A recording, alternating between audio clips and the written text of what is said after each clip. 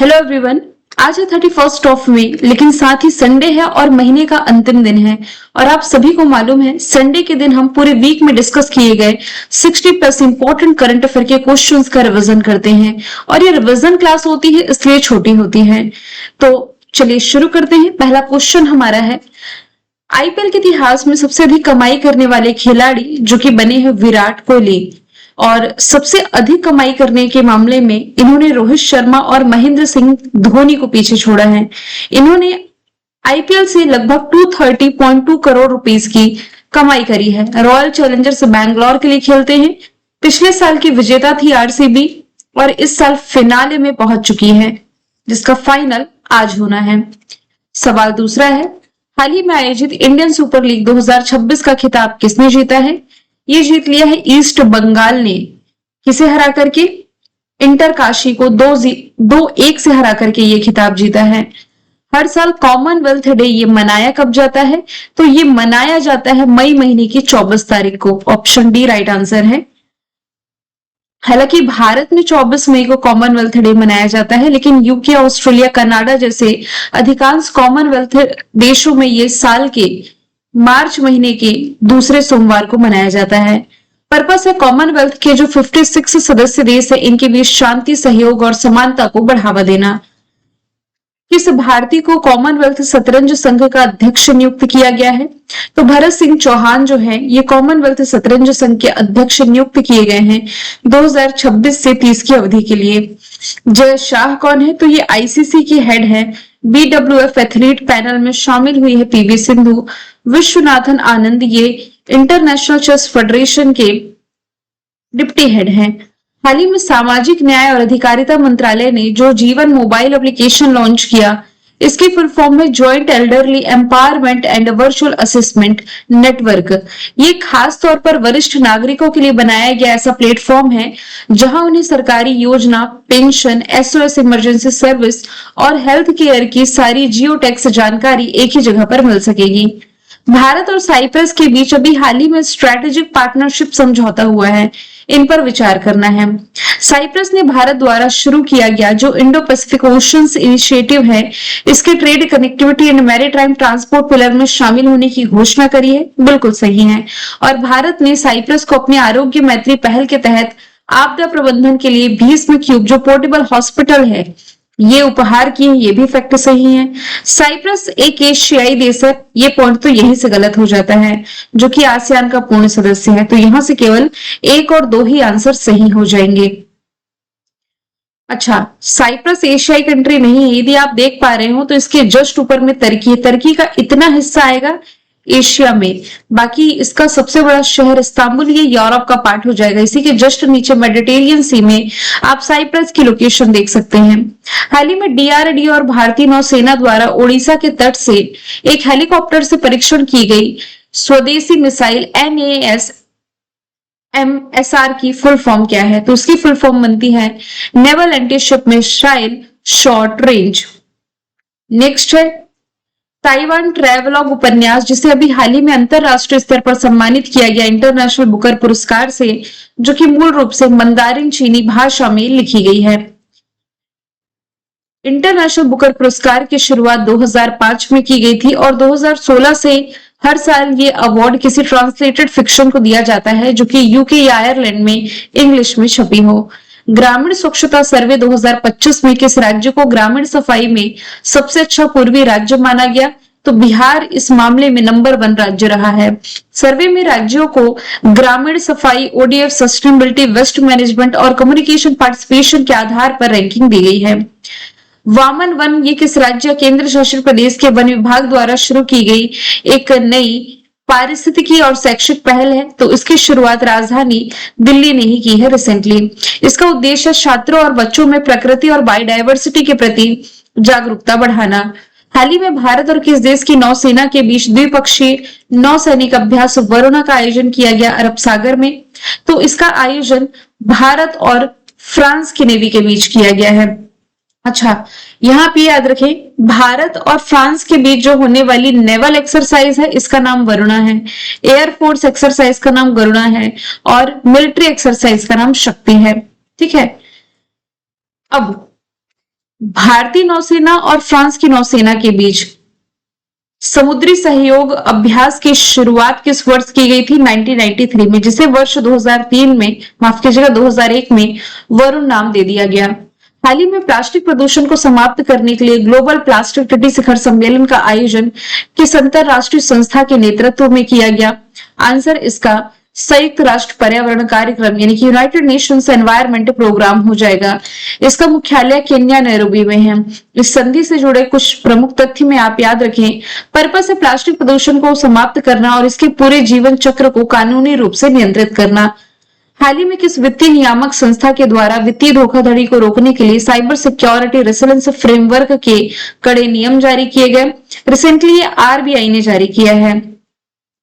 Next है, हाल ही में चर्चा में रहा GSAT-32 उपग्रह मुख्य रूप से किस श्रेणी से संबंधित है? तो GSAT-32 जो कि एक संचार उपग्रह यानी कि कम्युनिकेशन सैटेलाइट है, जो कि श्रीहरिकोटा आंध्र प्रदेश से लॉन्च किया गया है LVM Mark 3 रॉकेट के माध्यम से। चंद्रयान 3 पूछा जा रहा है किस वर्ष लॉन्च किया गया था, जिसे 2026 के गोडार्ड एस्ट्रोनॉटिक्स अवार्ड से सम्मानित किया गया। तो ये लॉन्च किया गया था 14 जुलाई 2023 को। किस देश के वैज्ञानिकों ने फसलों के लिए दुनिया का पहला AI आधारित जीन एडिटर विकसित किया है? तो ये भारत के ही वैज्ञानिकों के द्वारा विकसित किया गया है। अगला सवाल है, किसे 2025 के लिए संयुक्त राष्ट्र military gender advocate of the year पुरस्कार दिया गया? आंसर इसका अभिलाषा बराक हो जाएगा, ऑप्शन सी। ये जो मेजर अभिलाषा बराक है ना, इन्हें सम्मान लेबनान में संयुक्त राष्ट्र अंतरिम बल के तहत तैनात रहने के दौरान महिलाओं और लड़कियों के एम्पावरमेंट, सामुदायिक जुड़ाव और लैंगिक समानता के सिद्धांतों को बढ़ावा देने के लिए इन्होंने जो कंट्रीब्यूशन दिया, इसके लिए सम्मानित किया गया। किस दिन हर साल वर्ल्ड थायराइड डे मनाया जाता है? तो ये मई महीने की 25 तारीख को मनाया जाता है। इस बार की थीम है थायराइड एंड न्यूट्रिशन।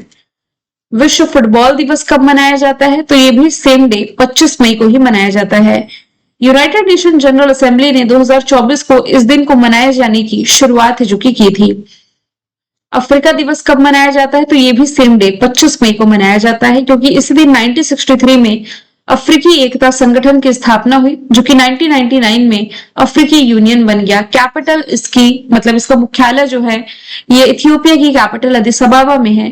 हाल ही में भारतीय सेना और DRDO द्वारा सफलतापूर्वक परीक्षित जोरावर मुख्य रूप से क्या है?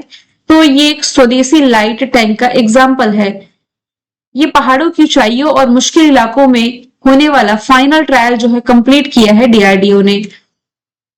इसका वजन मात्र 25 टन है। जोरावर टैंक का मतलब हल्के वजन का है, लेकिन दुर्गम इलाकों में भी जा सकता है। LNT के द्वारा बनाया गया है। हाल ही में कितने सांसदों को संसद रत्न पुरस्कार 2026 के लिए चुना गया? तो इनकी संख्या कुल 12 है। इन अवार्डों की शुरुआत जो है ये पूर्व राष्ट्रपति APJ अब्दुल कलाम के सुझाव पर की गई थी। पूरी तरह से सांसदों और समितियों के वास्तविक संसदीय प्रदर्शन और डेटा के आधार पर प्राइम पॉइंट फाउंडेशन द्वारा प्रदान किया जाता है। नारकोटिक्स कंट्रोल ब्यूरो, इसके डायरेक्टर जनरल कौन है, जिनका कार्यकाल अभी जुलाई 2027 तक के लिए बढ़ा दिया गया? तो अनुराग गर्ग इसका राइट आंसर हो जाएगा, जो कि हिमाचल प्रदेश कैडर के 1993 बैच के IPS ऑफिसर हैं। अगला क्वेश्चन है, एन राजम किस वाद्य यंत्र से संबंधित हैं, जिन्हें अभी हाल ही में पद्म विभूषण से सम्मानित किया गया? तो ये वायलिन से संबंधित है। आप सभी को मालूम है प्रेसिडेंट द्रौपदी मुर्मू जी ने कुल 5 व्यक्तियों को अभी हाल ही में पद्म विभूषण सम्मान से सम्मानित किया। VS Achuthanandan, N Rajam, P Narayan, Dharmendra, हालांकि मरणोपरांत है, और KT थॉमस, जिसमें कि एन राजन ये वायलिन से संबंधित हैं। भारत के सबसे तेज धावक कौन बने हैं रिसेंटली? गुरिंदर वीर सिंह इसका राइट आंसर हो जाएगा।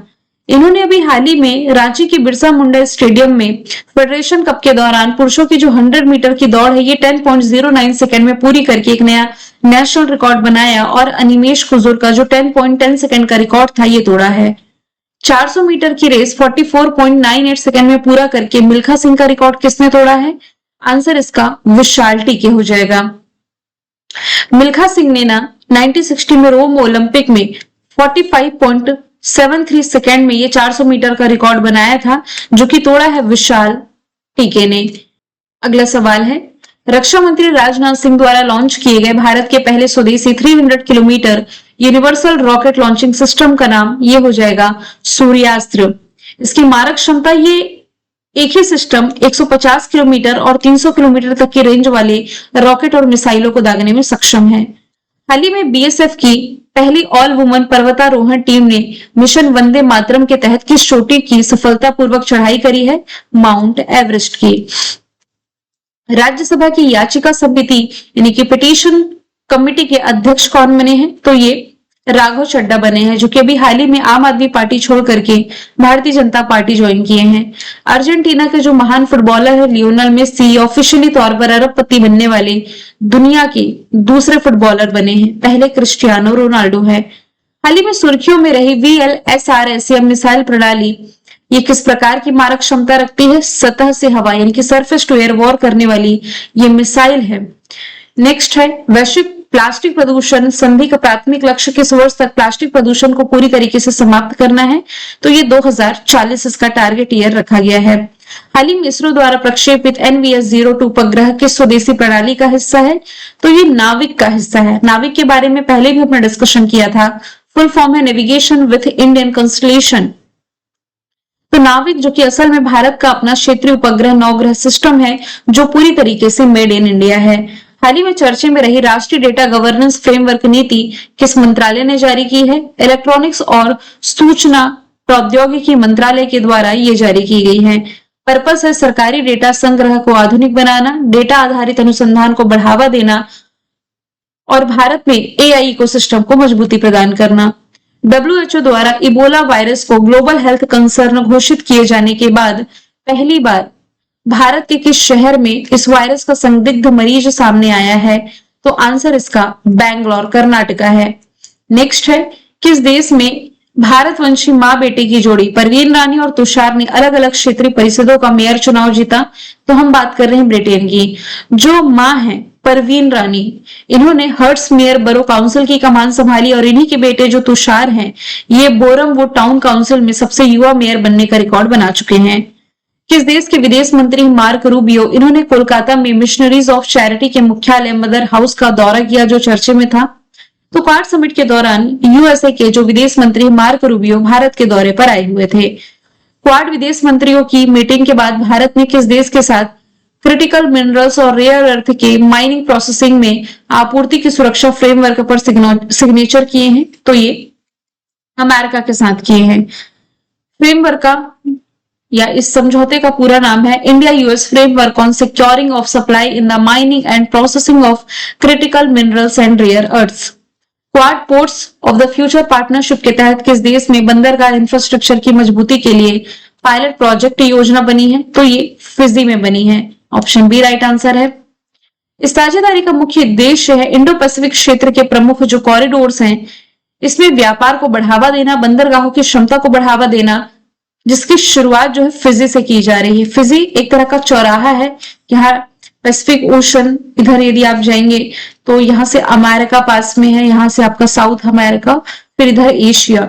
कैपिटल इसकी सुबह है, करेंसी फिजियन डॉलर है, राष्ट्रपति नाइकामा लाल बलवू और प्रधानमंत्री सिद्विनी रुबिका है। क्वाड देशों द्वारा शुरू की गई जो AI इंगेज पहल है, इसका संबंध मुख्य रूप से किससे है? तो ये आधुनिक कृषि है कि मॉडर्न कृषि से रिलेटेड है।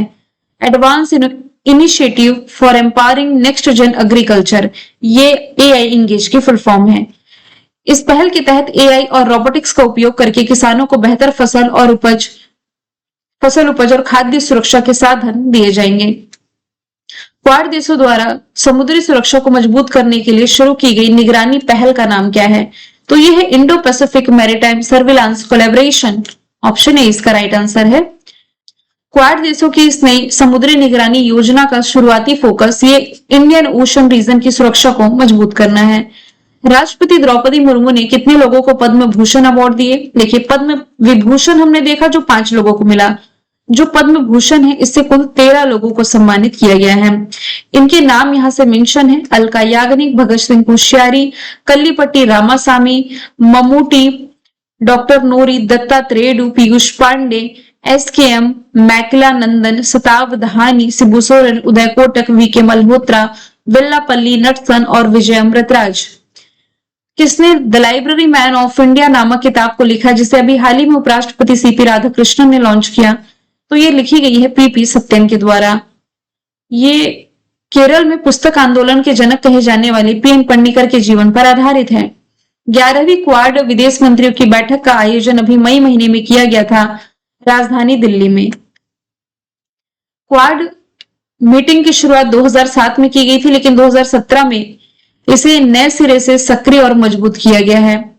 नेक्स्ट है, अच्छा, क्वाड में भारत, जापान, अमेरिका और ऑस्ट्रेलिया शामिल है। वर्ष 2030 तक चंद्रमा पर मानव युक्त चंद्र मिशन भेजने का लक्ष्य रखने वाला जो पड़ोसी देश है, इसका नाम हो जाएगा चाइना। चाइना ने अभी हाल ही में अपने एक अंतरिक्ष यात्री को रिकॉर्ड 1 साल की अवधि के लिए तियांगयोंग अंतरिक्ष स्टेशन पर भेज दिया है। स्पेस क्राफ्ट सेंजो 23 के माध्यम से, जो कि चाइना के इतिहास में, अंतरिक्ष इतिहास में अब तक का सबसे लंबा अंतरिक्ष मिशन है। आईपीएल के इतिहास में लगातार 4 सीजन में 600 रन बनाने वाले जो पहले खिलाड़ी बने हैं, विराट कोहली बन गए हैं। नेक्स्ट है, किस दिन हर साल मासिक धर्म स्वच्छता दिवस मनाया जाता है? मई महीने की 28 तारीख को मनाया जाता है। पर्पस है पीरियड से जुड़ी वर्जनाओं और कलंक को मिटाना, साथ ही महिलाओं की सुरक्षित माहवारी का प्रबंधन और स्वच्छता के प्रति अवेयर करना। समान नागरिक संहिता विधेयक पारित करने वाला भारत का तीसरा राज्य बना है असम। पहला उत्तराखंड है, दूसरा गुजरात है। यूसीसी का मतलब है कि आप चाहे किसी भी धर्म या जाति के हों, सभी के लिए एक जैसे कानून की व्यवस्था राज्य में की जाएगी। कजाकिस्तान में रशिया का पहला परमाणु ऊर्जा संयंत्र किस रूसी सरकारी निगम द्वारा बनाया जाएगा? तो रोसटॉम इसका राइट आंसर हो जाएगा। ये कजाकिस्तान के बलकाश झील के पास उल्केन गांव में बनाई जाएगी। कजाकिस्तान का लक्ष्य 2035 तक 2.4 गीगावाट परमाणु ऊर्जा क्षमता हासिल करना, और वर्तमान में ये दुनिया का सबसे बड़ा यूरेनियम उत्पादक भी है। भारत की पहली भूतापीय ऊर्जा परियोजना किस राज्य केंद्र शासित प्रदेश में विकसित की जा रही है? तो लद्दाख इसका राइट आंसर हो जाएगा। लगभग 14,000 फीट से अधिक की ऊंचाई पर पुगा घाटी में स्थापित की जाएगी। 2026 में अपनी राजनयिक यात्राओं के दौरान प्राइम मिनिस्टर नरेंद्र मोदी जी ने मणिपुर के काला चावल को किस देश की महारानी को भेंट किया? यूएई के महारानी को काला चावल भेंट किया, जो कि मणिपुर का है। जॉर्जिया मेलेनी को क्या भेंट किया है? असम से मुगा रेशम कसौल और मणिपुर की सिरुई लिली। भाई मेलोडी चॉकलेट नहीं भूलना आप लोग। मध्य प्रदेश की पारंपरिक जो गोंड पेंटिंग है, ये स्वीडन की क्राउन प्रिंसेस विक्टोरिया को दी। मतलब किसी ना किसी को कुछ ना कुछ दिया ही है, खाली हाथ नहीं गए हैं। वैसे प्राइम मिनिस्टर भी कहीं जाते हैं तो उनको भी तो कुछ मिलता ही है ना। किस देश में दुनिया का दूसरा सबसे बड़ा बैटरी एनर्जी स्टोरेज सिस्टम शुरू किया गया है? तो ये अपने ही देश भारत में शुरू किया गया है। इसकी जो बैटरी स्टोरेज कैपेसिटी 3.37 गीगावाट की है। इसका शुभारंभ जो है ये अडानी ग्रीन एनर्जी लिमिटेड ने गुजरात के कक्ष सीमावर्ती क्षेत्र खावड़ा में किया है। भारत की पहली सौर ऊर्जा परियोजना जिसका संचालन वुमेन सेल्फ हेल्प ग्रुप द्वारा किया जा रहा है, इसका उद्घाटन किया गया है तेलंगाना में। तेलंगाना ने वर्ष 2030 तक 20,000 मेगावाट सौर उत्पादन का लक्ष्य रखा है। 21 जून 2026 को जो अंतरराष्ट्रीय योगा दिवस मनाया जाएगा, इसकी मेजबानी पश्चिम बंगाल कोलकाता में की जाएगी, जिसकी थीम है स्वस्थ वृद्धावस्था के लिए योग, यानी कि योगा फॉर हेल्दी एजिंग। हाल ही में सरकारी आंकड़ों के अनुसार वित्तीय वर्ष 25-26 में भारत का समुद्री खाद्य निर्यात यानी जो सी फूड एक्सपोर्ट था, ये कितने रुपए का रिकॉर्ड तोड़ चुका? मतलब सर्वकालिक इतना रिकॉर्ड अभी तक भारत ने नहीं बनाया था, 72,325.82 करोड़ रुपीस का। और सबसे ज्यादा इसमें एक्सपोर्ट जिस सी फूड का किया गया, ये फ्रोजन झींगा हो जाएगा। हाल ही में चंद्रमा के साउथ पोल पर सब सरफेस आइस की खोज करने के लिए किस भारतीय अंतरिक्ष यान के DFSAR रडार डेटा का उपयोग किया गया? तो चंद्रयान 2 इसका राइट आंसर है। DFSAR यानी कि चंद्रयान 2 का dual frequency synthetic aperture radar के माध्यम से यह खोज की गई है। फाउस्टनी क्रेटर, यहां एक छोटे से गड्ढे में बर्फ के होने के सबूत मिले हैं। फाउस्टनी क्रेटर जो चांद का बेहद ही ठंडा और डरावना इलाका है, जहां पहुंचना नामुमकिन जैसा है। कर्ज में डूबे सेनेगल के राष्ट्रपति ने उस्मान सोनको को पद से हटा करके नया प्रधानमंत्री नियुक्त किया है, अहमदो अल अमीनो लो को। सेनेगल की कैपिटल डकार है, अफ्रीका के वेस्टर्न पार्ट में है, जो कि मॉरिटानिया, माली, गिनी बिसाऊ से बॉर्डर शेयर करती है। भारत का 5वां पूर्ण साक्षर राज्य रिसेंटली बन गया है सिक्किम। पहला कौन था? मिजोरम, दूसरा गोवा, तीसरा त्रिपुरा, चौथा हिमाचल, चौथा सिक्किम बना। महान संगीतकार है सनी रोलिंस जिनका 95 की उम्र में निधन हुआ, किस वाद्य यंत्र से संबंधित रहे हैं? सैक्सोफोन से। नेक्स्ट है अंतरराष्ट्रीय एवरेस्ट दिवस मनाया कब जाता है? तो ये मई महीने की 29 तारीख को मनाया जाता है, क्योंकि इसी दिन 1953 में न्यूजीलैंड के सर एडमंड हिलेरी और नेपाल के तेनजिंग नोर्गे शेरपा के द्वारा माउंट एवरेस्ट पर पहली बार चढ़ाई की गई थी। डीके शिव कुमार जो कर्नाटक के अगले मुख्यमंत्री बनने जा रहे हैं, वर्तमान में कर्नाटक के उप मुख्यमंत्री के रूप में कार्य कर रहे हैं। रिसेंटली कर्नाटक के मुख्यमंत्री सिद्धारमैया ने पद छोड़ने की घोषणा कर दी है।